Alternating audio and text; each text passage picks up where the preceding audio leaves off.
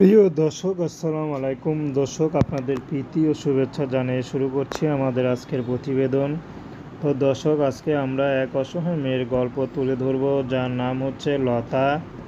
লতার বিয়ে হয়েছিল, লতার ডিভোর্স হয়ে গেছে। তো লতার কোনো সন্তান নাই। লতা এখন থাকে তার মার কাছে, তো তার বাবা নেই। লতা খুবই দুঃখের একটি মেয়ে। অনেক কষ্ট করে তার মা কৃষি কাজ করে তাকে বিয়ে দিয়েছিল, কিন্তু তার মধ্যে তার স্বামীটা তাকে ডিভোর্স দিয়ে দেয়। তো বর্তমানে লতা একাই। তো লতা এখন ইউটিউবে এসেছে, যদি তার অতীতে সব কিছু জেনে তাকে যদি কেউ বিয়ে শাদী করতে চায়, লতা বিয়ে শাদী করতে রাজি আছে। লতার ব্যক্তিগত কোনো পছন্দ নেই। লতাকে যে ভালোবেসে আপন করে নিতে পারবে, তার ঘরে বউ বাচ্চা থাকলেও লতা বিয়ে শাদী করতে রাজি আছে।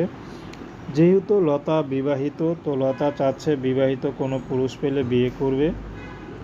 তো লতা যদি কোনো ছেলেকে পছন্দ করে, তার ঘরে যদি বউ বাচ্চাও থাকে, তারপরে লতা বিয়ে শাদী করতে রাজি আছে।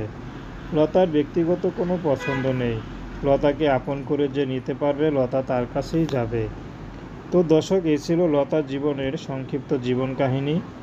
তো প্রেম, ভালোবাসা, সাহায্য, সহযোগিতা, বিয়ে শাদী করা একান্ত আপনাদের ব্যক্তিগত ব্যাপার। আসুন আমরা ৫ ওয়াক্ত নামাজ পড়ি, দেশের সেবা করি।